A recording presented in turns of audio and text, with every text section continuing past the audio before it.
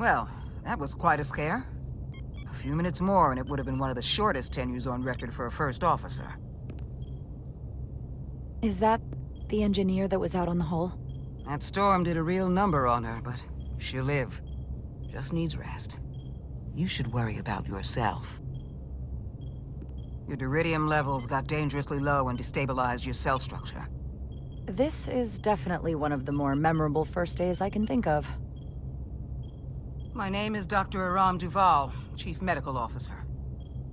To be honest, I've never met a Kobliad before. You're... Rare. I know.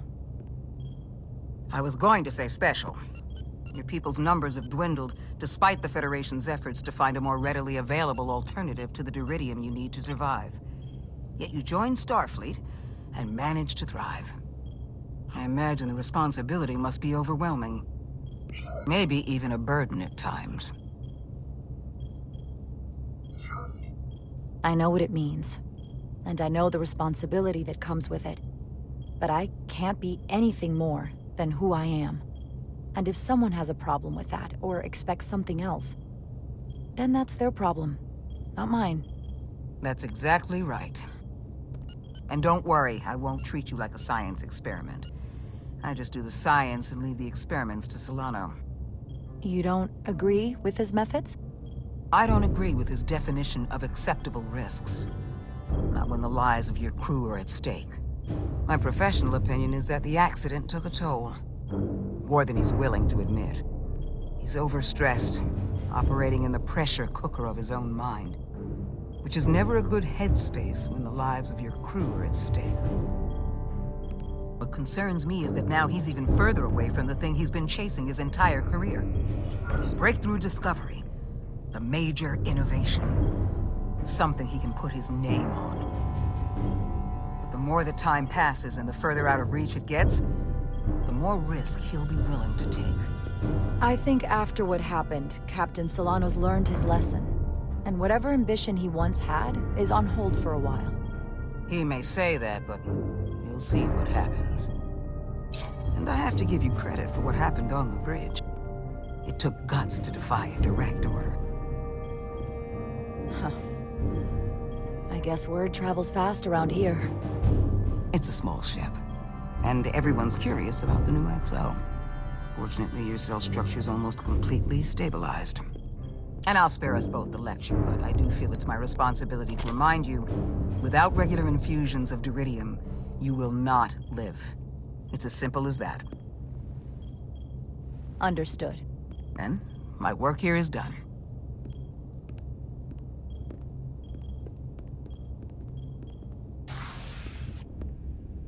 Lieutenant Bedrosian. I came to see if you were okay. We were all pretty worried on the bridge. No one knew what was happening. I'm feeling much better. Thank you. It's just part of who I am. You don't have to explain to me. I understand. I'm just glad you're okay. You trusted me earlier with the shields, and I appreciated that. I want you to know that I have your back. Thank you.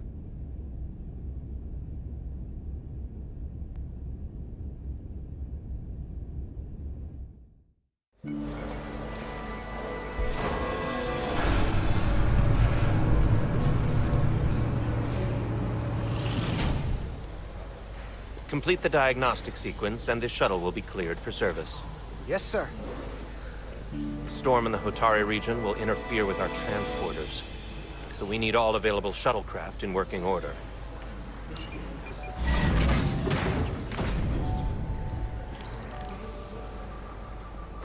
Excuse me, Commander Sherlock. Petty Officer Maris, I will leave you to your work.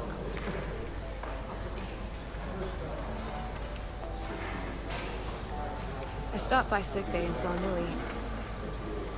I figured you'd want to know. Did the doc get her fixed up? She's stable.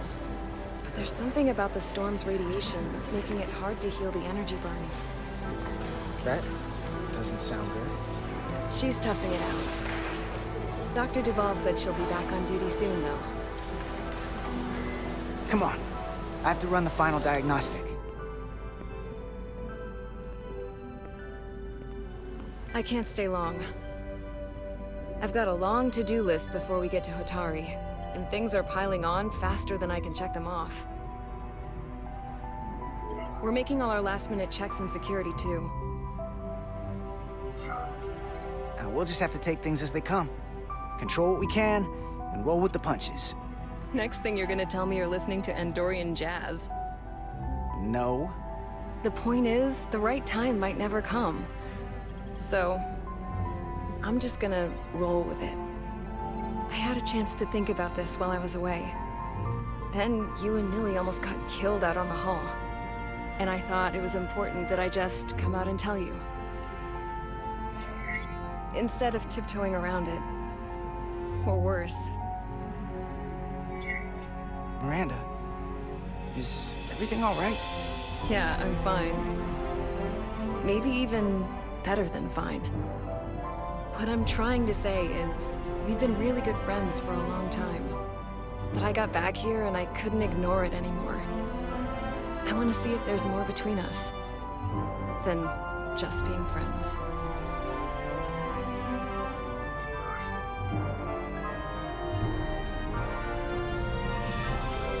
You don't have to explain it. I feel the same way. There is something between us. So, do you want to find out what that something is? If it's there for you, and it's there for me, why not give it a try? Are you kidding me? I just said yes. I wanted to be sure I heard that right. These are uncharted territories. I'd call it a chemistry experiment. You know, with us. Inquiring minds are gonna want to know about this, so... Do you tell Nilly, or do I? I wouldn't worry about that. Level 1 diagnostic complete. I have to get back to that to-do list. They're probably looking for me. Can't blame them.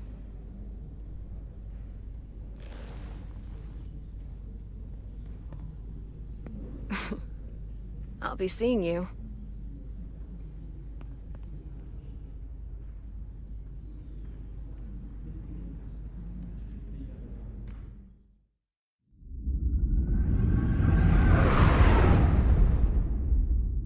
Approaching the rendezvous point outside Atari space. Helm, bring us out of warp. Dropping to impulse. Ionic interference surging, Captain.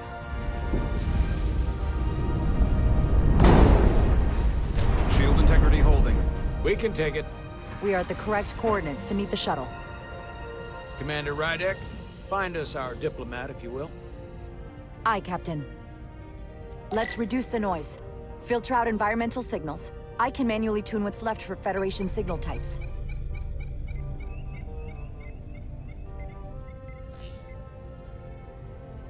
I've located the shuttle. Opening comms. On screen. Shuttle to Resolute. Shuttle to Resolute. Debris field. Lost maneuvering. Losing. I can't get it any clearer. We won't get a transporter lock. It's just not happening. Power up the tractor beam. We'll pull them directly into the docking bay.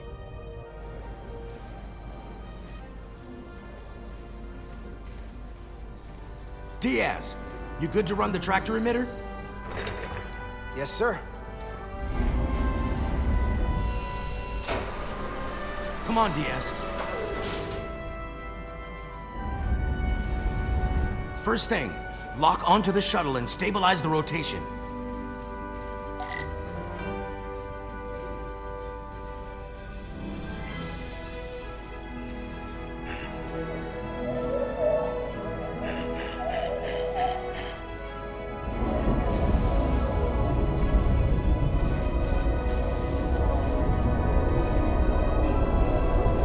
We're pulling in debris.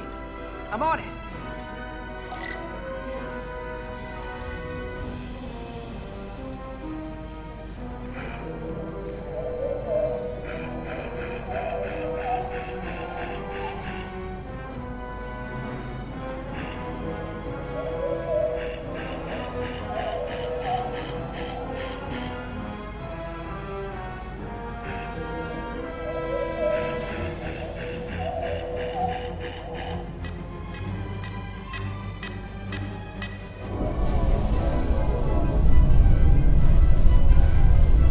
That's gonna take out the shuttle. DS the bridge. There's a large piece of debris headed for the shuttle. The tractor beam can't handle it. Can our shields take it? I believe so. Commander Ryder, plot an intercept course. On it.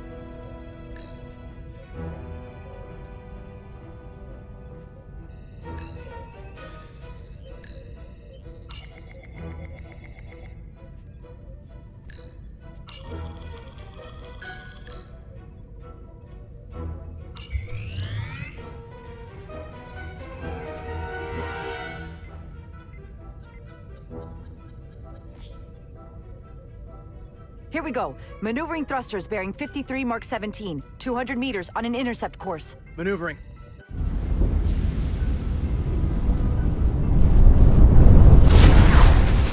Got it.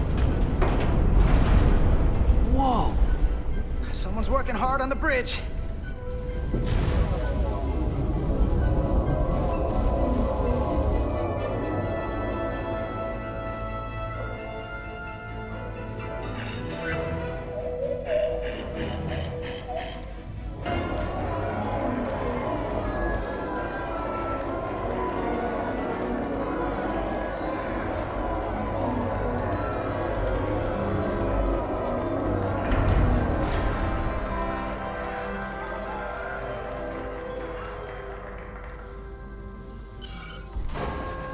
We got the shuttlecraft on board. Good job. We're on our way down to meet them.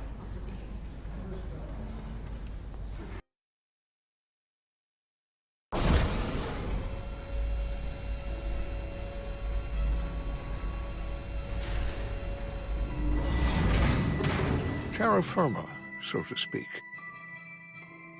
Ambassador Spock.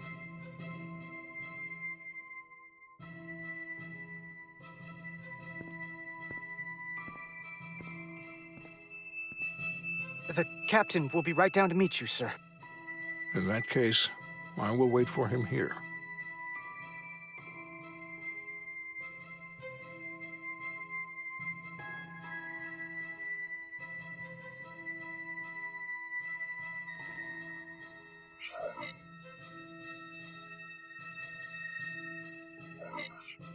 Apologies for the landing, Ambassador.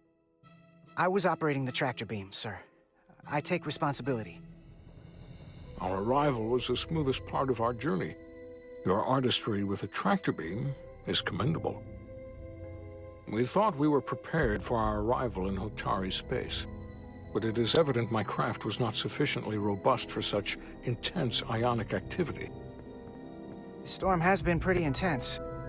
There was an element that was most unusual. Before you came to our aid, our maneuvering thrusters and impulse engines were rendered inoperable. So we attempted a short traversal at warp speed, only to find that we could not achieve warp at all, even though our diagnostics computer showed no faults or anomalies. What do you make of that? When all indications say that warp speed is possible, but in practice, we find it is not. Well, this storm is one of the strangest phenomena we've ever encountered. It's disrupted other systems. Who knows what it might do to a warp drive? Yes, it would seem further investigation is called for. We'll take readings, run some additional diagnostic checks, and we'll get to the bottom of this. Quite logical, Petty Officer... Carter Diaz. Sir. Thank you. Ambassador Spock. Excuse me. I'm honored to have you aboard. I'd like to get right to it. We're already behind.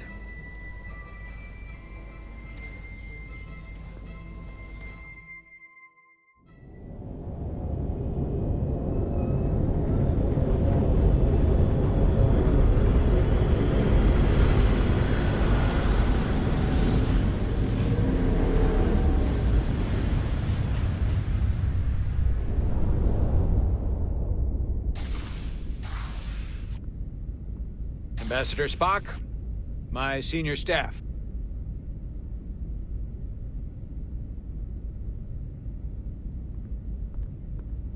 It's not every day that a captain gets to welcome a Starfleet legend aboard.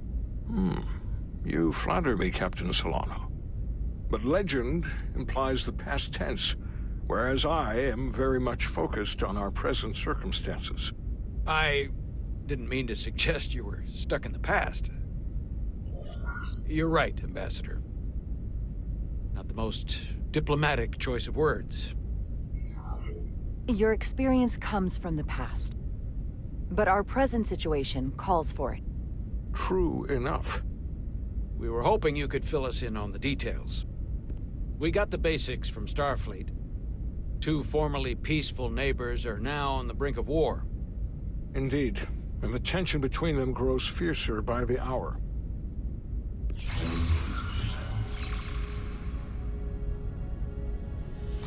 Ilidia and Hotari. Ilidians are the more advanced species.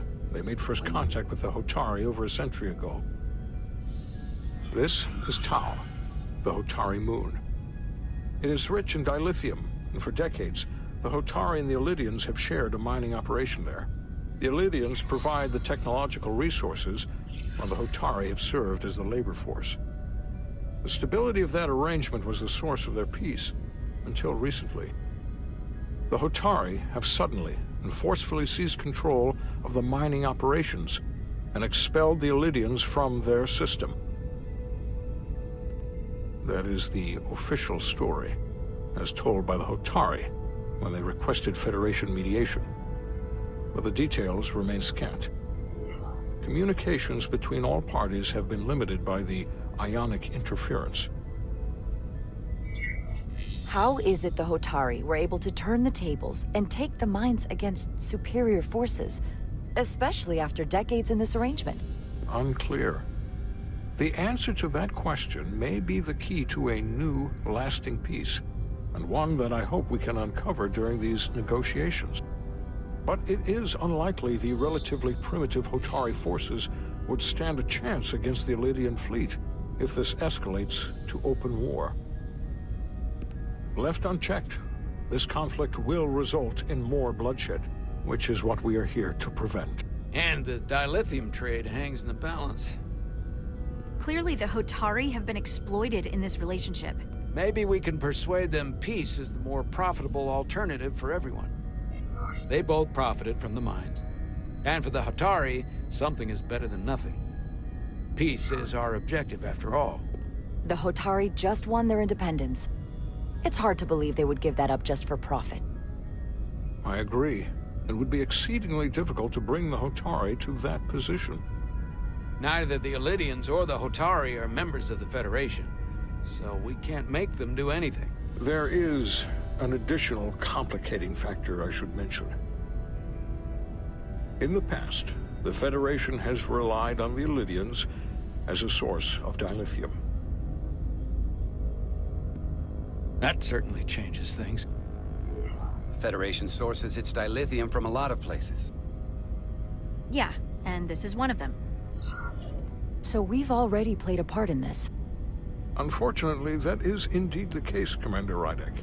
We're morally obligated to make this right. Hold on. Our only obligation is to negotiate the peaceful resolution of this conflict. Given the Federation's involvement in the Ilidium dilithium trade, Captain Solano and I must make every effort to appear neutral in these negotiations. What worries me is if this whole thing unravels, and we're at the mercy of the storm at less than full strength. We can't let it come to that. Considering what the ion storm has done to our ship, and the Ambassador's shuttle, we have to assume the Ilidian fleet has had problems with it as well. This recent surge in the energy disturbance temporarily levels the playing field. Commander Westbrook is correct. The energy anomalies around the Hotari systems have been noted in the past. If it's keeping the two sides talking instead of shooting at each other, that actually helps us negotiate a peace. And we'll take advantage of that as long as it works in our favor. And when it doesn't? All the more reason to learn as much about it as we can while we are here. We do not want to be caught unprepared, should the energy anomaly continue to fluctuate. So I trust we understand our circumstances. We're operating on a strict timetable here, and we're going to be leaving for the negotiations shortly. Commander Westbrook, I want you to leverage our systems to investigate the anomaly from here while we're gone. Aye, Captain. Thank you all. Dismissed. I want to speak to both of you privately.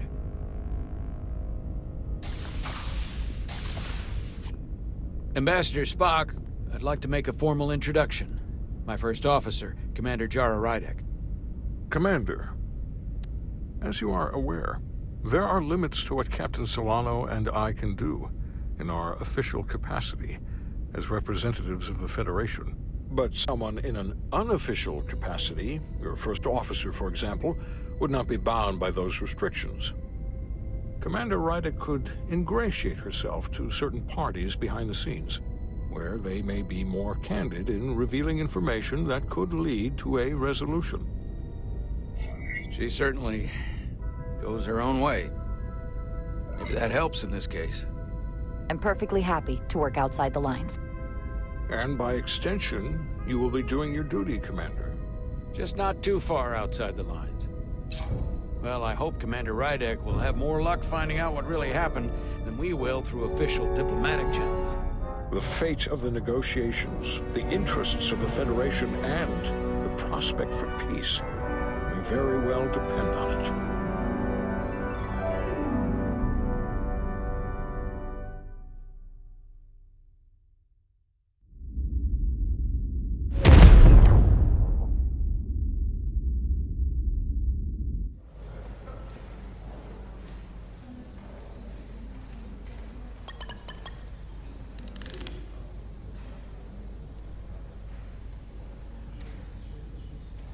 Mr. Diaz, I understand you have already discussed the warp drive failure with Ambassador Spock? I have. It is imperative that the Ambassador's shuttle be flight ready. I need you both to ascertain the root cause of the system failures he encountered. I'm surprised, Commander.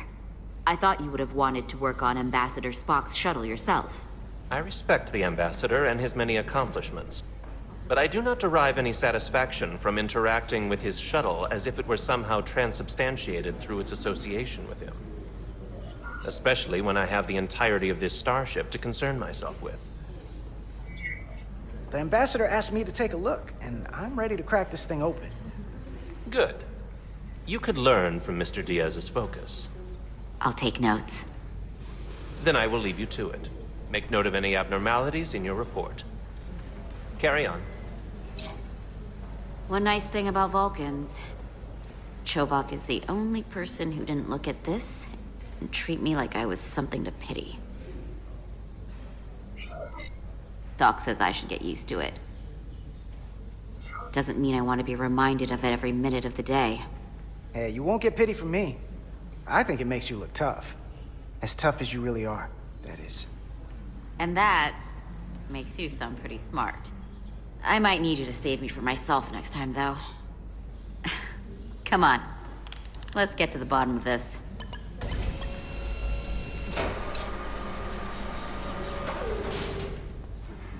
Ready to go? All set. Let's run the diagnostic.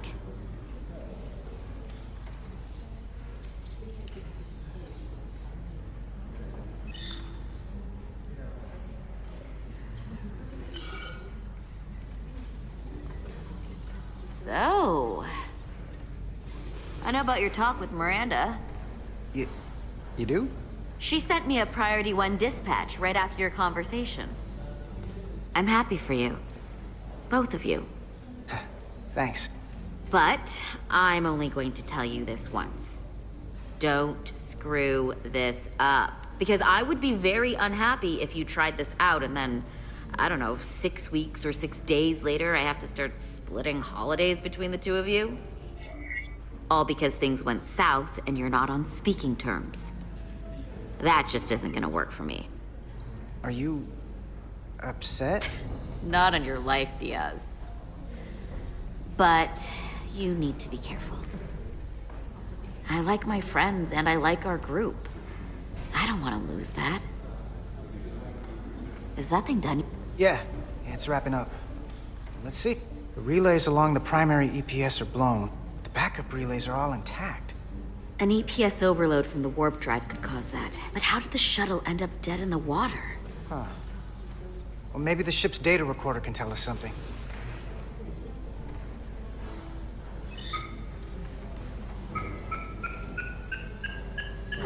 Here. They were only about 8 minutes from their plotted warp point.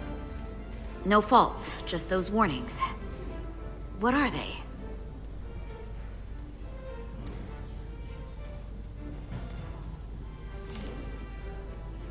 Subspace variance out of tolerance.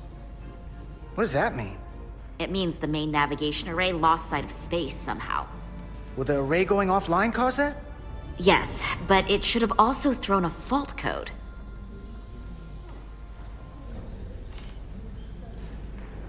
There was a complete warp cascade failure. Wow. They're lucky the shuttle didn't turn inside out. Makes me think the computer panicked on the warp field equation.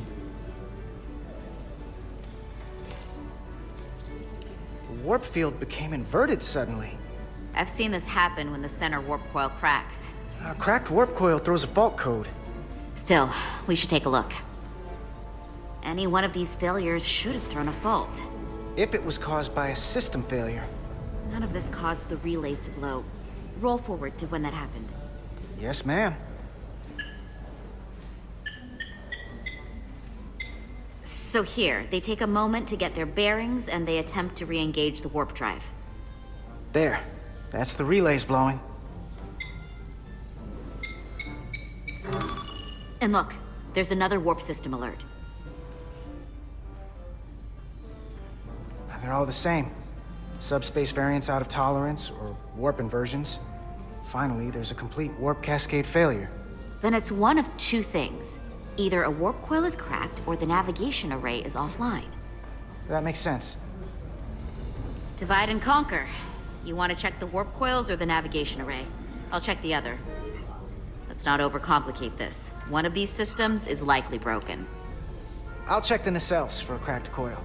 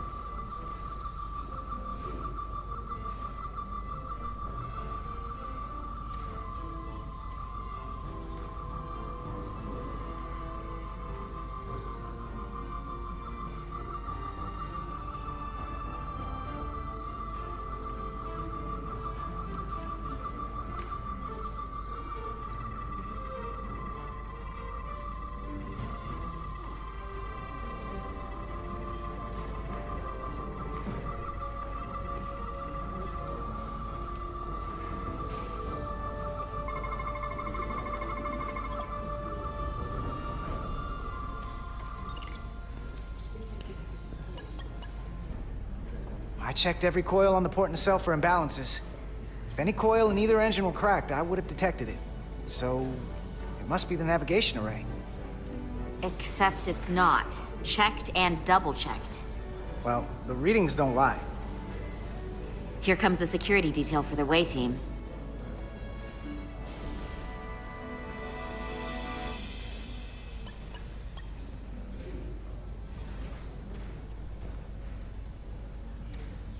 Hey. I'm not here.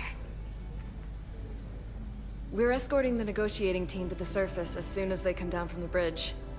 I don't want to interrupt some important work.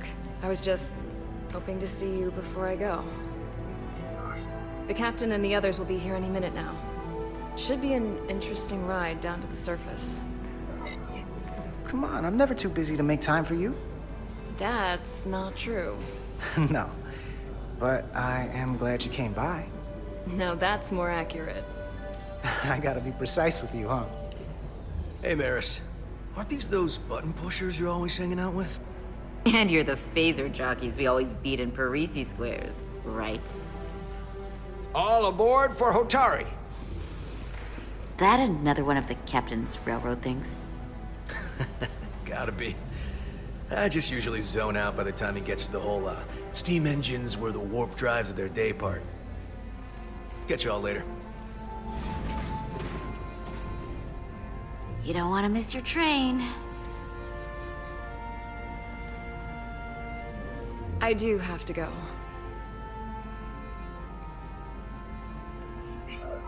Not gonna lie, I'd rather not leave right now. More important things on my mind. Do me a favor. Come back safe. Deal.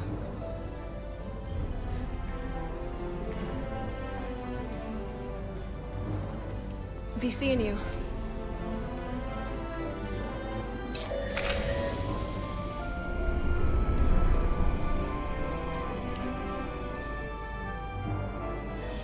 Etzelarda Diaz. If you could float back down to reality, we still have a ways to go. All right, where were we? So, the warp coils in the navigation array are fine, but the nav computer doesn't seem to think so. I'm out of ideas short of field stripping the shuttle from bow to stern.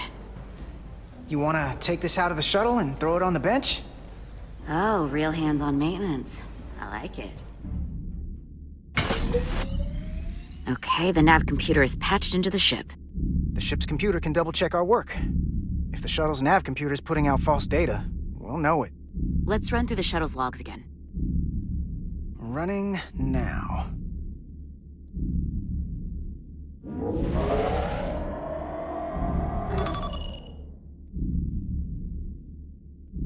Same. Warp field inversion and a cascade failure.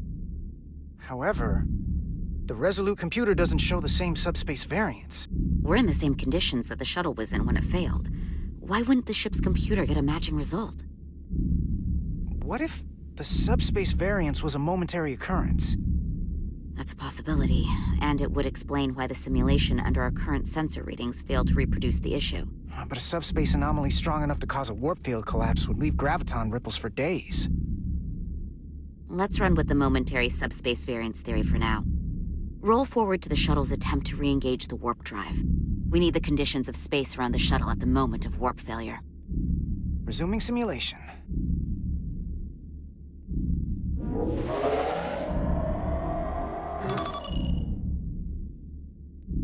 Error in warp field calculation. Cochrane formula variables are out of range. That right there. Take the shuttle sensor data from that moment. Computer, why did the warp field calculation fail? Warp field pressure returned non-orthogonal. Results are undefined. That doesn't help. Wait, what if we use a different ship? Put the Resolute into the simulation instead of the shuttle. Yeah, it should warp just fine. Unless... Computer, run the simulation with the Resolute. Resolute simulated. Computer, give me manual control on the warp power. Static field intensity, warp 1.1. 1.2. 1.3, Warp pressure is destabilizing. Error in warp field calculation. The warp drive has experienced a system-wide cascade failure. Warp field collapsed. Subspace variance is out of tolerance. Cochrane formula results are undefined. Bingo. What-o? The same moment when the shuttle failed to warp, so did the ship. Whatever happened to the shuttle just happened to us. The Resolute will not sustain warp. We can't leave Hotari space.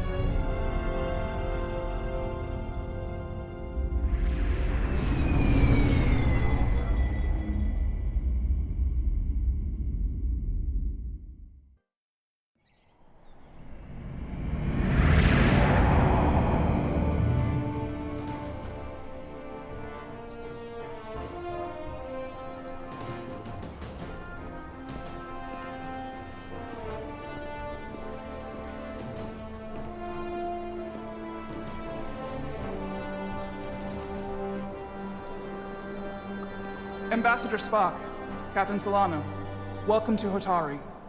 We are honored you've come. My name is Tyler Saltaris, Minister of Diplomatic Affairs. The honor is ours, and this is Commander Jara Rydick, first officer aboard the USS Resolute.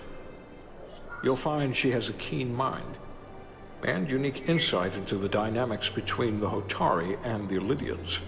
We are honored to be here as representatives of the Federation. I'm so glad. These must be the representatives of the mighty Federation, the reigning authority in the galaxy. Or so we've been led to believe. Whether that's true or not remains to be seen. But either way, we're grateful you've made the time to come to our little corner of the universe. And you are? This is Galvin, and this is Citron, the heroes of the revolt in the mines.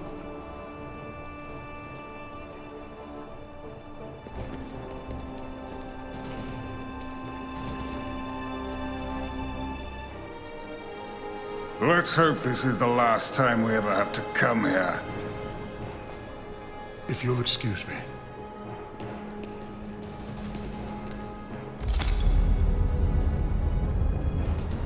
I think we're about to begin. Did you hear the arrogance from that guy? I don't know what we're walking into here, but that guy was something. That may be true.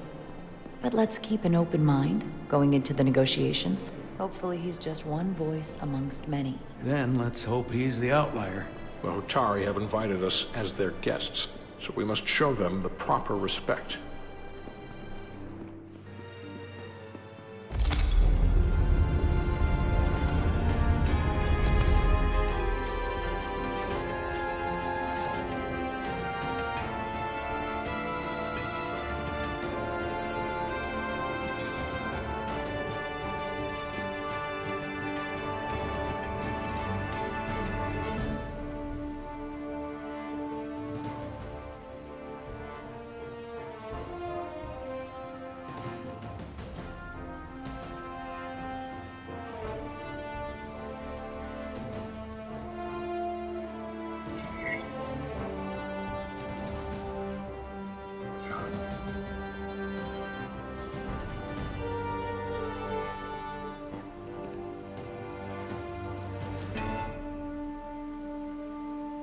Ambassador Spock, welcome to Hotari Prime. The honor is mine, Your Majesty. That the Federation would send one of their most respected representatives is not only an honor to the Hotari people and their queen, but a recognition of our stature and importance. Let's get on with it, shall we? With all due respect to the Federation and their ambassador, they have no authority here. We are not members of their alliance. We are not subject to their rule, nor yours. We demand the immediate return of all mining operations to Illydian control, as it has been for centuries and will be for centuries more. That has always been our understanding. That understanding has changed. Then you invite war! And if you cannot remain silent, you will be silenced. But his point is well taken. What is the Federation's interest in this matter? Perhaps you would have us trade one oppressor for another? The Federation remains neutral. Our only interest is the peaceful resolution of this conflict. We are here at your request, Your Majesty. For now. I'm trying to keep an open mind here, but it's not easy. I thought they wanted us here. Was there something you wanted to say, Captain? Oh, no. My apologies. And what about the Kobliad? She's not She part can of... speak for herself, can't she? Then let her.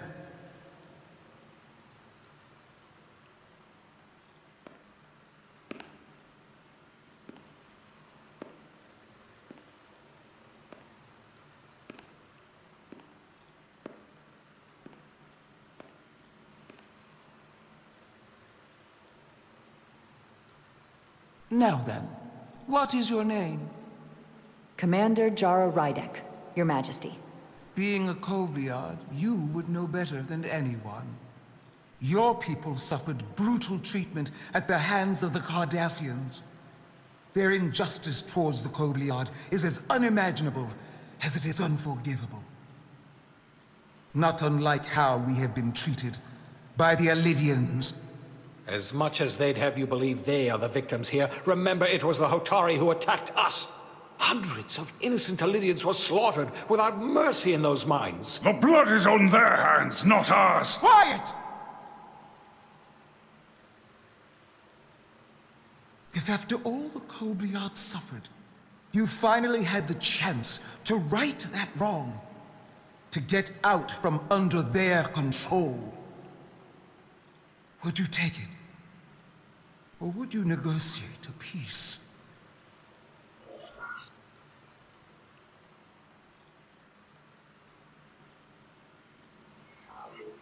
There is no remedy for what the Kobliad suffered. And I fear who we might have become in pursuit of it. There is no justice if the oppressed become the oppressor. So I would willingly accept a peaceful resolution if it were offered. That is the real opportunity. Perhaps, Commander Rydek. Perhaps. Unfortunately, that was not the case, was it? No, it was not. Peace is often elusive to those who need it most. The Federation is the most powerful, most advanced alliance in the galaxy. It's widely known we have an abundance of dilithium in our mines. And it's in your interest to secure a steady supply. Your Majesty, if I may. Ambassador Spock would have us believe you're here as a neutral party in the interest of peace. So why are you really here? I want the truth, not your Federation rhetoric. As Ambassador Spock has said, we've come seeking a peaceful resolution to this conflict, and have no interest in your dilithium. I'm not nearly as naive as you must think. The Federation has done business with the Alidians for decades, which makes me question your motives. What they haven't said, but cannot deny, is a simple truth. The dilithium trade would not and will no longer exist without Alidian involvement. We created it for the benefit of everyone, especially the Hotari. We've given them warp technology. We've let them share in the profits. We've made their lives infinitely better than before dilithium was discovered. All of that goes away if the Federation turns a blind eye to their treachery. That is enough of your lies! The Hotari are quite capable of running the mines. We've done so for centuries. So tell me, who deserves control of the dilithium trade and the mines on Tau? Who should the Federation recognize? The Hotari or the Alidians? It can only be one or the other, not both. If I have to choose only one, then it would have to be the Hotari. Well said. How could the just and wise Federation make any other choice? This is an outrage. The Federation has lost all credibility. The mines are ours. Lydia will not be deterred. We will take back our mines by any means necessary. Then you will see more blood spilled. I am more than willing to address your concerns, Your Majesty. Yours as well, Representative. But I suggest we could have a more productive conversation with a smaller group. Perhaps only the most essential representatives.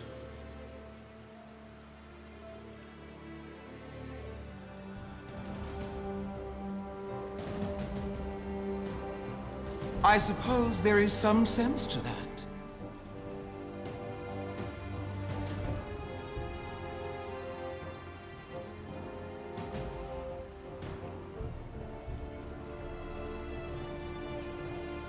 I hope we meet again, Jara Ryder.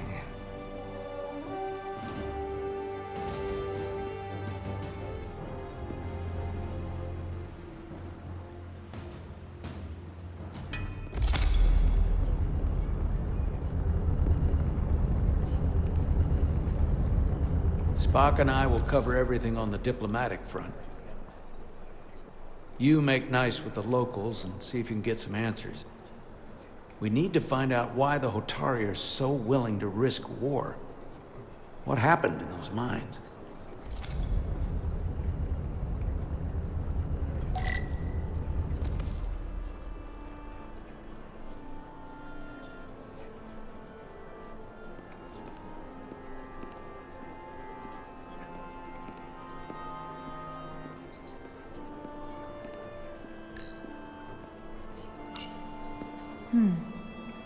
Soothing.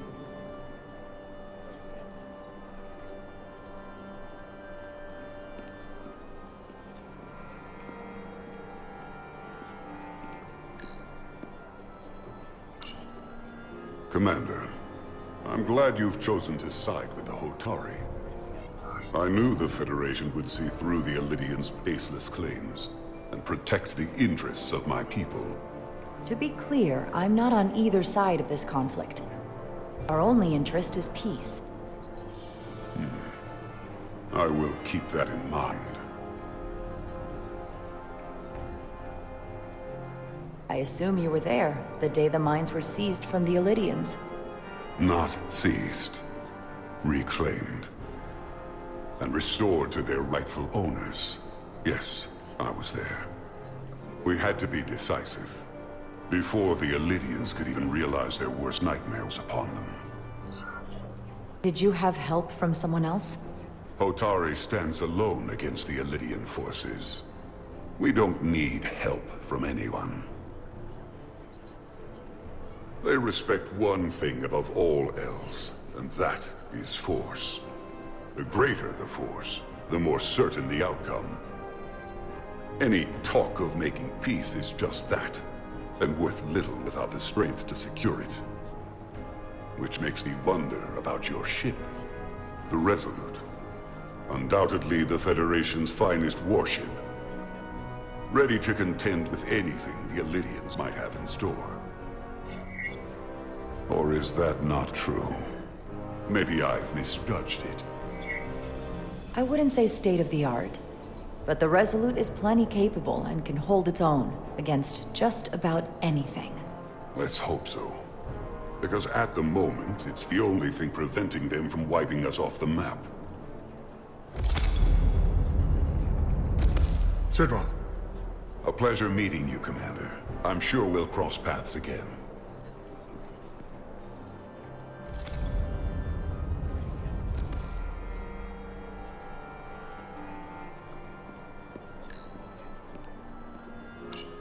Commander Rydek, I'm encouraged to see the Federation supporting my people. I'm afraid of what might happen without your help. If anyone deserves thanks, it's Ambassador Spock.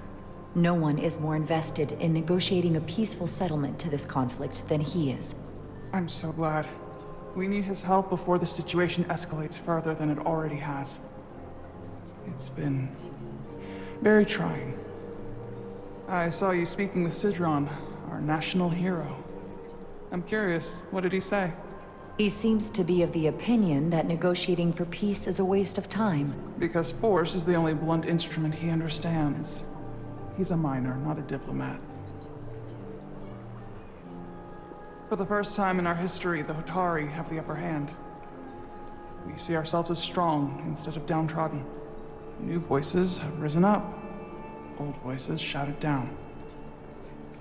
Galvin and Sidron have become national heroes. Now, they have the Queen's ear. Better or worse, depending on your perspective. I take it they're against a negotiated peace with the Illidians. Heroes tend to want more of what made them heroic.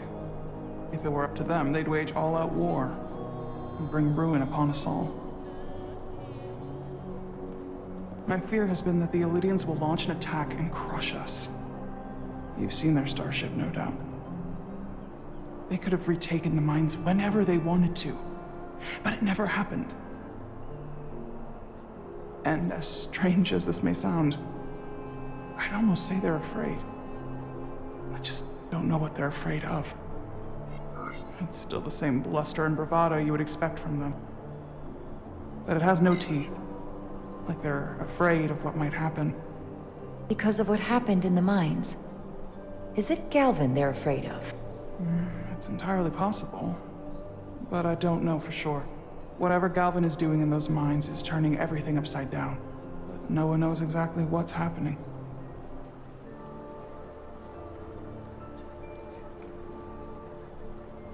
Since the day of the revolt, Galvin has seized control of the mines and restricted all access. No one's allowed without his personal authorization. And they've taken over a section of the palace with just as much secrecy and security. I'm told it could be something they brought back from the mines. I've made inquiries, but everyone pretends it doesn't exist. I strongly suspect they're hiding something. Are you sure of this? It's been the talk of the palace since the day of the revolt. How can we know?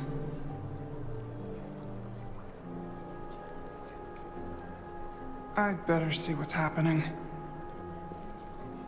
Do you think you can find out what they're hiding? I need to see proof of something before I can make my case to the Federation. I can try, but even if I found it, I might not know what to make of it. Take this. You can use it to capture whatever you find, and then send it to me.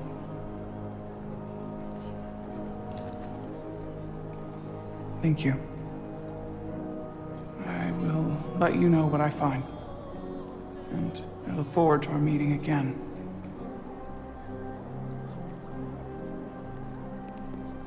Sorry, I couldn't help but notice you were speaking with the Hotari this whole time. I figured in the interest of fairness, I should offer another perspective. Of course. I'm probably not telling you anything you don't already know, but these negotiations rely on the Federation's neutrality, as does any hope you might have for a supply of dilithium in the future. So, why you would choose to side with the Hotari escapes me. Without Illidian involvement, there is no dilithium trade. But clearly, you weren't aware. We are and will remain completely neutral. Our only interest is the peaceful resolution to this conflict. As is ours. Of course, the question is, at what price? Major Salit Arminta, Special Attaché, Illidian Armed Forces. Pleasure to meet you, Commander. I have my issues with the Hotari, but I have to give them some credit. They know how to seize an opportunity. Inciting an uprising the same day as a massive, once-in-a-lifetime ion storm. Our assumption was that this storm was just an anomaly. Yes, a very convenient anomaly. At least that was what we were told. Of course, I wasn't there. But who am I to say otherwise? Something tells me there's more to the story. So what really happened? Well, the official story is that it was the storm that enabled the revolt. How else do a bunch of unarmed, unorganized miners seize control of an entire moon, much less thousands of mines? But I've talked to people who were there. They tell a different story. They say they're lucky to have escaped with their lives. That it was more than just the storm. That somehow the miners were able to harness the energy from the storm. I know it sounds crazy. I'm not even sure I believe it myself. But that's what they said. You just answered your own question. How do a group of miners do something that in theory can't be done? That's how. Harnessing the storm. But even if it's true, how does that even happen? You tell me. If you'll excuse me, Commander Ryder.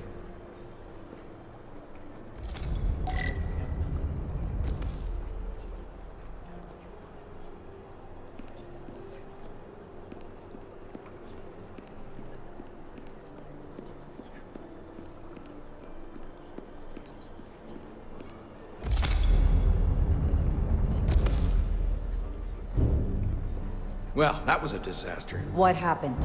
The Hotari refused to concede anything, so the Elydians stormed out.